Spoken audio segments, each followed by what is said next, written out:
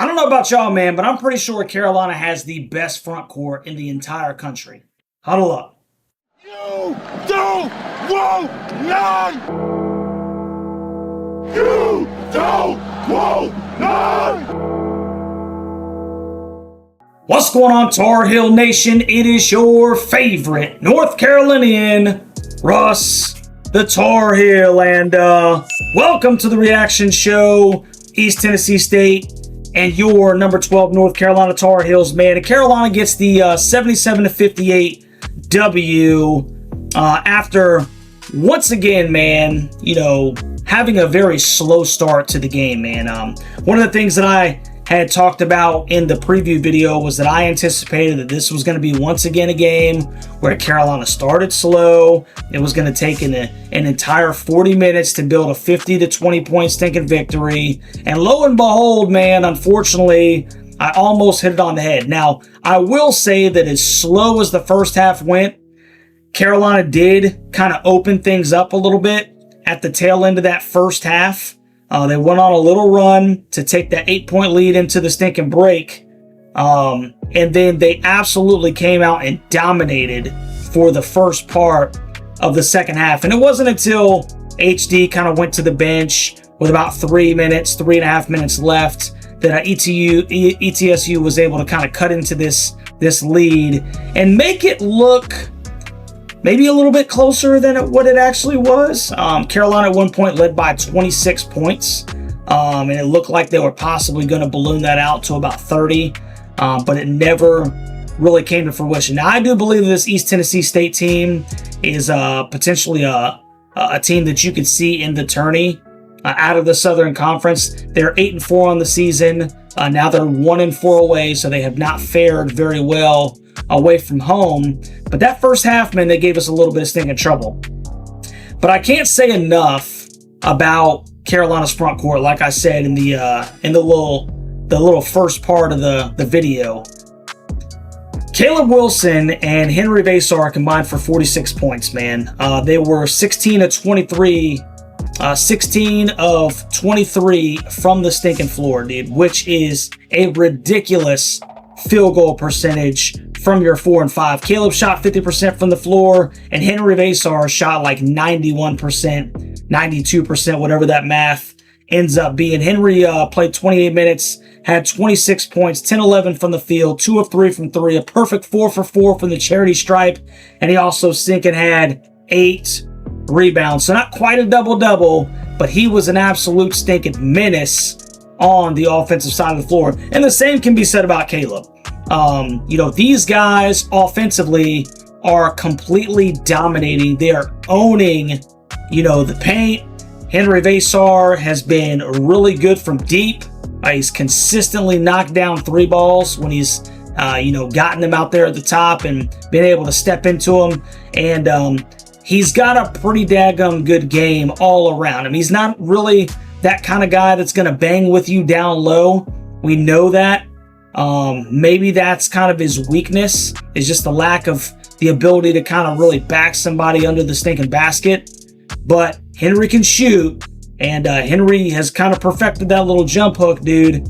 And don't let him get a full head of steam to the stinking bucket, because he is going to two-hand jam on you. We already know what Caleb Wilson's going to do, bro. I mean, every stinking game, it seems like he is, personally trying to put each individual on a stinking poster. He had some highlight dunks in this one. He had a couple where, if he could have finished, they would have been stinking highlight dunks. I mean, they are just completely owning the stinking paint. And it's crazy. It's crazy because last year, it was a definite weakness of this team.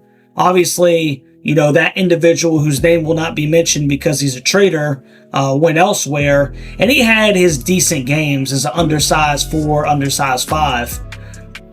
But what Caleb Wilson right now and Henry Vasar are doing, man, I can't say enough about them. They work so well together in there in the paint too. And obviously it doesn't help when you got a 6'10 and a 7'1 guy throwing oops to each other and finding each other down there next to the stinking rim. But just the communication that they have, man, whether it be verbal or just the cues that they know where they need to be, and they're finding each other, man, for easy stinking buckets.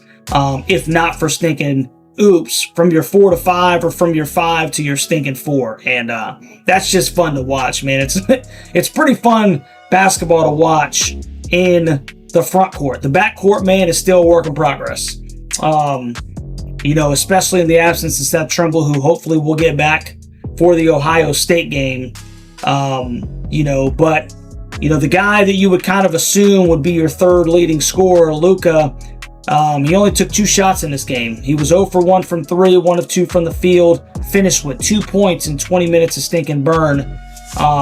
Did not have a good game on either side of the floor in this one, and I'm kind of surprised by that. I really am.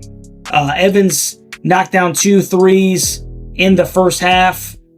He did finish with 6 assists, no turnovers. Fantastic job facilitating the basketball on this one.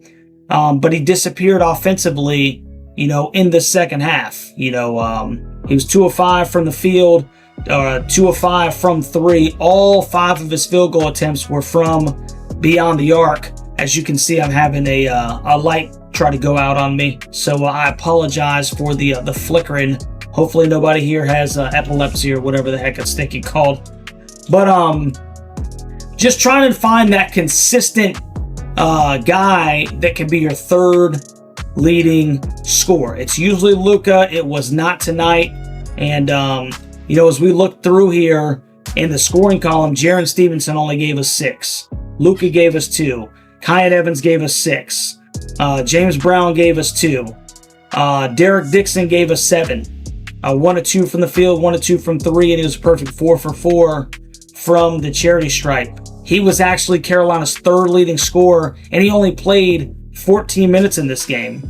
Jonathan Powell had 17 in the last game. He only went 1 of 6 from 3 in this one. It was one of those guys that we were talking about possibly emerging as somebody who could get a little bit more burn. He had 24 minutes, and he had his shot attempts, 2 of 8 from the field, 1 of 6 from 3. I'm not going to chalk it up too much or, get too much on his case because it's one game, and he had his moments where he looked solid, but he only gave us 5 points. And then Jaden Young gave us 3 as well, man. So a lot of guys in the box score tonight. But Caleb Wilson and Henry Vasar shouldered the stinking load. Without a stinking doubt, they absolutely shouldered the load. And there's still work to do, man. There is still work to do.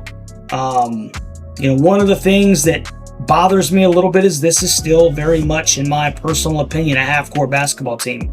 And it's Carolina's lack of ability to really get out and run that's kind of stymieing their ability to kind of run away with these games, man. Total fast break points in this game, 4. I told you guys in the last 3, Carolina was averaging 8. They had 26 points. Goodness gracious, was against Central Arkansas with Seth Trimble, who hopefully comes back against Ohio State. They've averaged 8 over the last 3, and this 4 points against ETSU at home is only going to stink and drop that down lower. So Carolina is having a ton of trouble getting out in transition. And, I think that's why we're seeing closer games than a lot of us would think and like. Really big test, man, coming up next. Carolina's got Ohio State down in Atlanta. And, this was kind of their last, for all intents and purposes, game to really kind of fine-tune some things, man. And, because they got Ohio State and then East Carolina, then they go on Christmas break. And on the 30th, dude, it's FSU at home in the ACC opener before they take that little trip out west and start really getting into the heart of ACC play, man. So a lot to work on. Still not necessarily just thrilled about the backcourt, but goodness gracious, boys, do we have one hell of a 4 and 5. So I want you guys to let me know what you think about this game down in the comment section. Tar Heel Nation and college basketball family, if you haven't already, do me a favor, like, share, and subscribe to the daggum channel. It is a great day to be a Tar Heel, and you already know, baby, go to hell Duke and go to hell State. We'll catch you on the next one, baby. Go Heels.